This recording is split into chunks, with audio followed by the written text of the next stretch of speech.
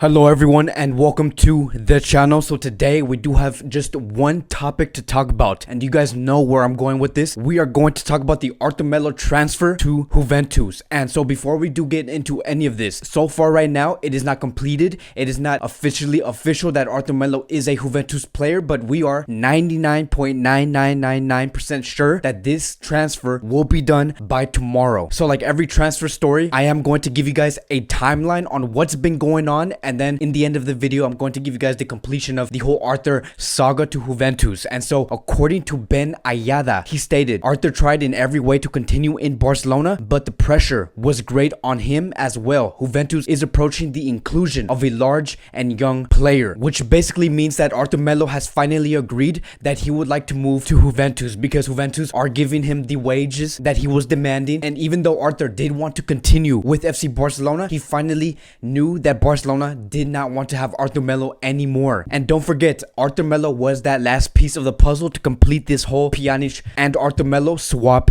deal. And with the constant pressure of FC Barcelona saying Arthur Melo needs to go, we do want this Pjanic and Arthur Melo swap deal to be completed, Arthur Melo finally gave in. And it says here, according to Fabrizio Romano, Arthur has accepted Juventus' bid. He's going to join Juventus on a swap deal. Pjanic plus 10 million to FC Barcelona as part of the agreement. And again, it really does hurt to know that the club basically did push out Arthur Melo only to satisfy whatever Barcelona need to satisfy. And I'm going to go further into that later in this video, but that's basically the reason why Arthur Melo had to go from the club. And it says here, according to Jose Alvarez, Arthur has resigned himself to the end. He is very happy in Barcelona and knew that this moment was coming, but the pressure has been brutal. The locker room does not agree with the departure of Arthur either, and he did not like the situation. And again, this is nothing new, right? There's multiple players that have left FC Barcelona knowing that they were forced out from the club and they did not like how the whole situation was handled. Arthur Melo did fall in that category. And according to Alfredo Martinez, he has stated that even though these swap deals are almost official and that they're almost fully agreed on, they are just getting into the last few details of this whole swap deal. They have decided that both players will stay until the end of the season with their respective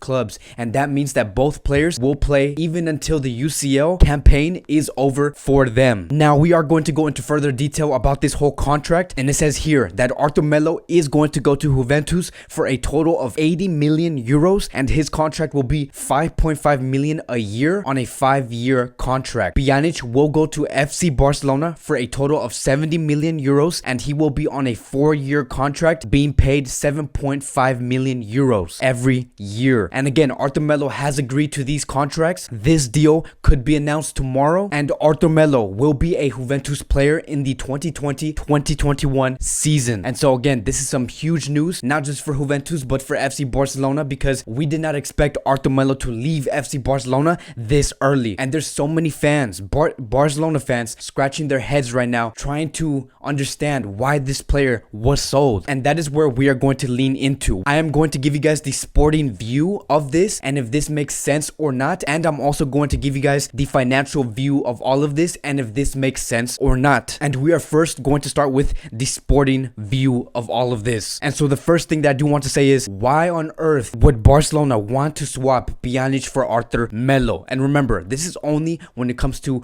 on the pitch. This has nothing to do from the business point of view. Like, why would you want to switch Arthur Melo, who is a 23-year-old player who was destined to play with De Jong for at least 5 to 6 years, a player who we knew he was going to give it his all for FC Barcelona and loved the badge and loved FC Barcelona, for a player who is 30 years old, who's entering the twilight of his years? And I understand that Arthur Melo never really had a standout performance. Like, we never had a game where we said that was a Arthur Melo performance, that was a Arthur Melo standout performance. We never had that. I understand that, but that is not the point, right, when we are talking about Arthur Melo, because when it comes to young players like Arthur Melo, it's not about who they are right now, it's about what that player could have become for this club. And that is what hurts the most, right? Because this player is so young, he has so much time on his hands in his career that we're never going to see his next 9 to 10 years is going to look like, because he will not be playing for FC Barcelona anymore. We are never going to see Arthur Melo potentially go under the management of Victor Font and Xavi Hernandez, two people who have a clear project on where they want this club to go and what they want this team to look like on the pitch. Arthur Melo could have been under that management. right? And we are always going to be looking at Arthur Melo now saying, yeah, Arthur Melo could have become that player under this board. And the reason why I want to make that point is because if we look back 10 to 12 years ago, right? Xavi was 28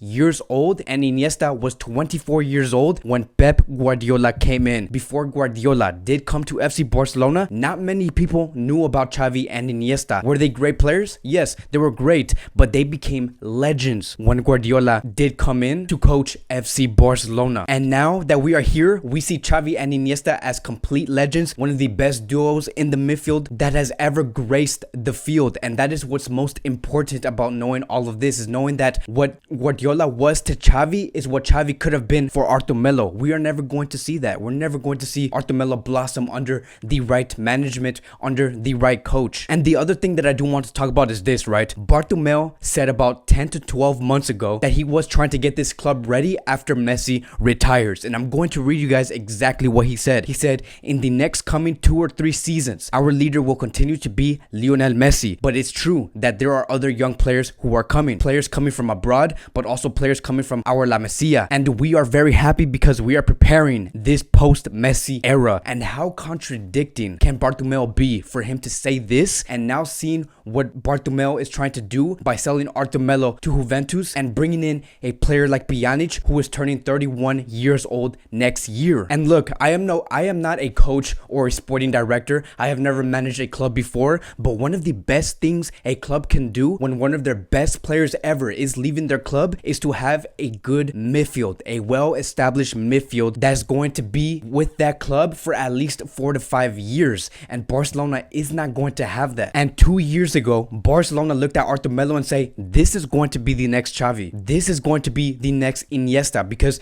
the way that Arthur Melo did come into FC Barcelona, we cannot forget that he immediately adapted to the FC Barcelona style. He had no problems on trying to understand the Barcelona DNA, the style, and it really did look like Arthur Melo was playing for FC Barcelona for 3 years. We have to remember that. There was a moment when Arthur Melo did come in within his first 5 to 6 months, and Arthur Melo played amazing. And that is where we say, yeah, that player could have became this, but he's going to go to Juventus now. But now we are in a situation where we are going to have Pjanic, who is 30 years old, who is going to turn 31 years old next year. Can he become great and be a great Barcelona player in 2 years and win us a UCL? Of course, but this is not a solution for the long run. This is not a solution for the post-Messi era. So from a sporting level, Barcelona have lost. Now I'm going to give you guys the financial perspective, and this is where it gets a little bit complicated, but I'm going to give you guys a brief understanding on Barcelona's intentions on why they wanted to sell Arthur Melo and bring in Pjanic, which is this swap deal. Like, why did they want to complete this so quickly? And so how does this help Barcelona economically? One thing to really take note, and I want you guys to really remember, is that when a player is purchased from a club, the cost of fee is spread through multiple years, meaning that clubs do not fully pay the fee. Like, for example, 60 million. No club is going to put 60 million up front and just pay it outright. Usually the clubs like to write off the cost of that fee over the length of the contract. So for example, Arthur Melo was purchased for 30 million euros and was given a contract of 6 years, which means that the annual expense for Barcelona was 5 million a year, because if you pay 5 million a year in a length of 6 years, you get 30 million. But that also means that the book value of all of this reduces by 5 million. And because Arthur Melo stayed for 2 years, Barcelona have paid a total of 10 million euros. 5 million for 2 years is 10 million euros. Now the value in accounts is now 20 million because they have paid 10 million. Take that number away from 30 million, you have 20 million. And now knowing that Arthur Melo is going to be sold for 80 million euros and knowing that the remaining value in the account is 20 million euros, the profit sale of Arthur Melo is basically 60 million euros. And this is all coming from a great study from a professional financial analysis, and they also have stated that the sales from an accounting's perspective would be 60 million euros. And again, this is coming from a accounting perspective. And with them, which is Barcelona, basically booking this profit, this is also satisfying the financial fair play targets. And in the end, Barcelona have basically saved themselves in the very last minute. This is basically the reason why why they wanted the swap deal to happen is because by the end of this month, we will be heading towards the end of the financial period for these clubs. And with that being said, that will make the Barcelona club very well alive and healthy by the time they do enter in the financial period, which will be on June 30th. Now, I would go into further detail about all of this, but it does get very complicated and I don't want you guys to get like super confused, but that's basically Barcelona's intentions. That's the only reason why Barcelona wanted to complete this deal. Like, so for example, I want to cover in another factor. Even though this does save Barcelona in this financial period, this is going to hurt Barcelona in the long run. This is going to give Barcelona more problems in the long run. Like, yes, have they taken care of one thing, but another problem is born. And like, for example, because Pjanic is coming into Barcelona for 70